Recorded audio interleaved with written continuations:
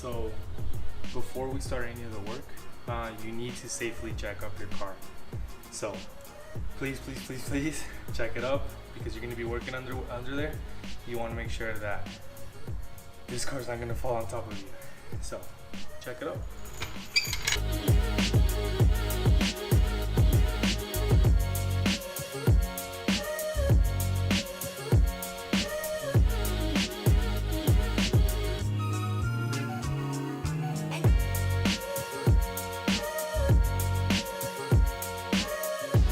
So once your car is safely jacked up, then we can go ahead and start with the tear down.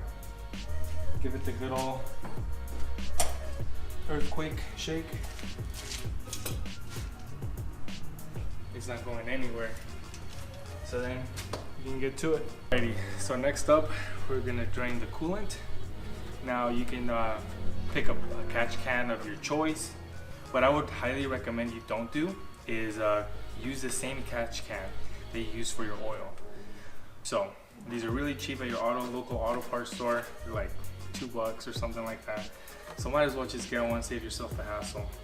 And let's drain it. Let's get to it. Alrighty guys, so this right here, hopefully you guys can see that. Right here, this opening, some of you guys don't have this and some of you guys do. But in the event that you're one of the few that does have this under a carriage armor here thing, plastic covering, they actually already have a hole cut out for you. So it's very easy right here. Just use this little small Phillips screwdriver.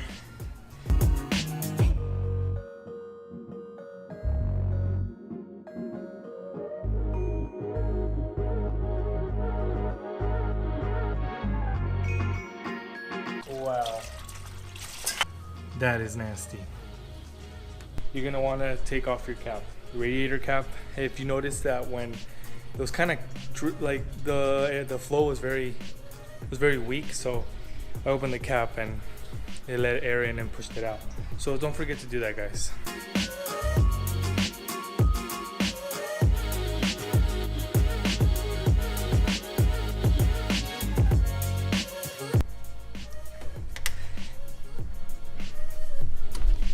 Boom.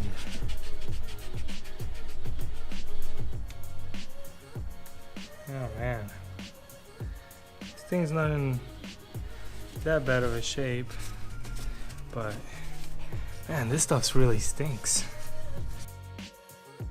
Unplug our thermal switch. There you go.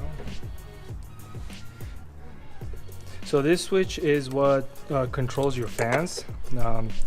So this is a switch that makes your fans come on. That you're going to be removing these 12mm bolts on either side.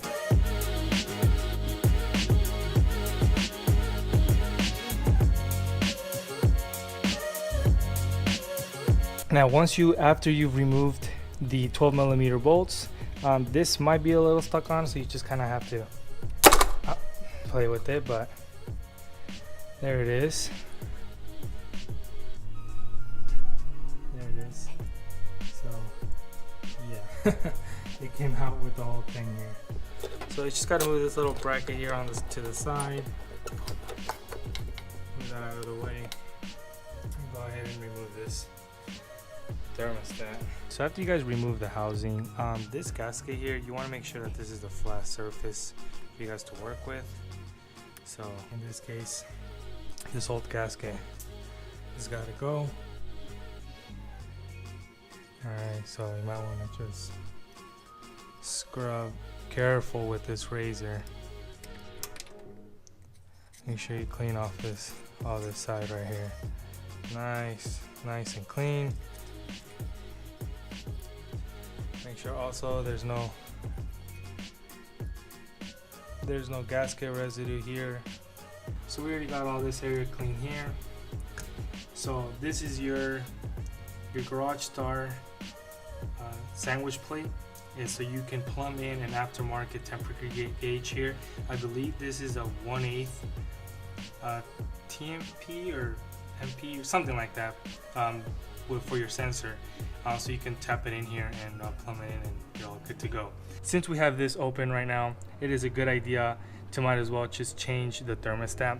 It's a very inexpensive part, and I mean, why go through it? Why do all this again later on? So might as well do it now since you're there. So we're gonna be dropping this bad boy in there, and we're gonna be getting this over like so.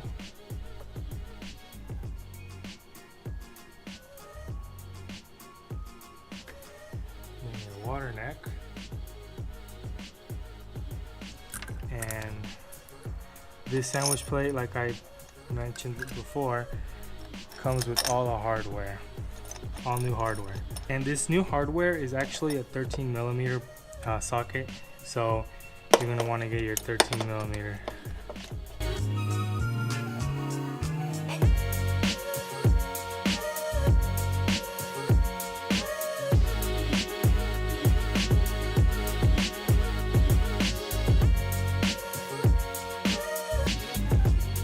This is aluminum, guys, so remember, don't gorilla tight this thing.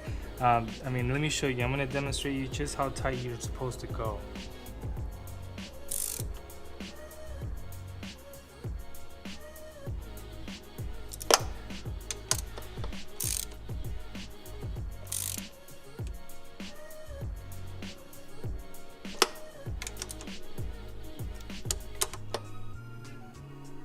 That's it, guys. That's all it takes for this thing to seat in there. Now, once everything is put back together, then you guys can check, check for leaks, make sure. And if it starts to leak, then of course, tighten it a little bit more. But if it doesn't, that's all it really takes, guys. You don't need to gorilla tight this thing. If you strip this aluminum housing here, I mean, it's gonna be a pain in the butt. So just do that, guys. Simple. Just 2 bolts, the plate, a new gasket, and you're good to go. Now you guys can run an aftermarket temperature gauge. We just gotta plug this radiator up again.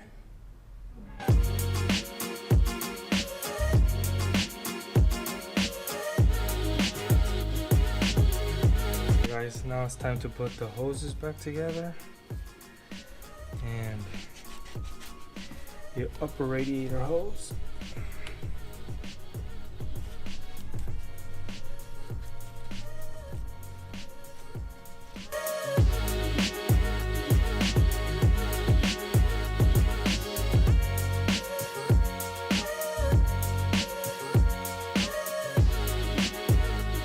Now that we got this the garage star sandwich plate installed and everything, all the upper radiator hose all plumbed up, we already screwed back the cap for the radiator drain plug.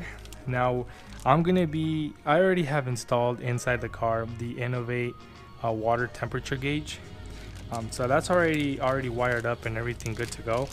I just have to install this sensor. Now this is the sensor that we're going to be installing. Okay, so I have the other part that connects to this, but this is going to be going in there. This cap off, this cap right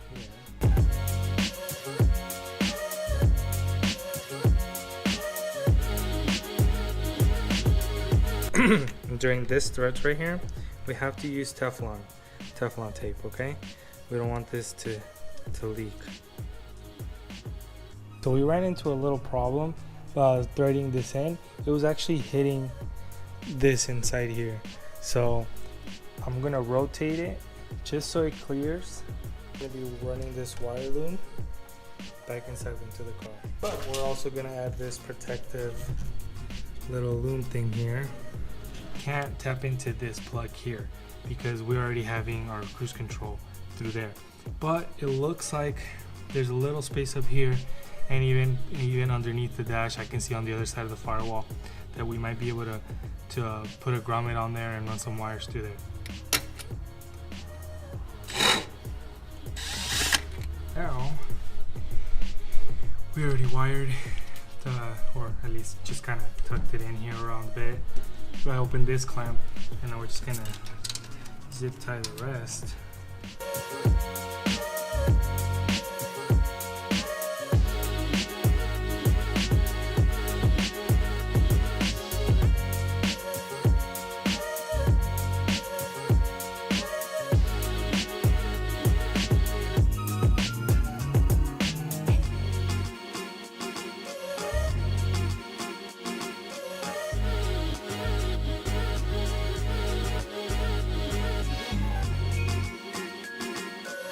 Alright guys, well that's it. That's how you install a Garage Star sandwich temperature plate adapter.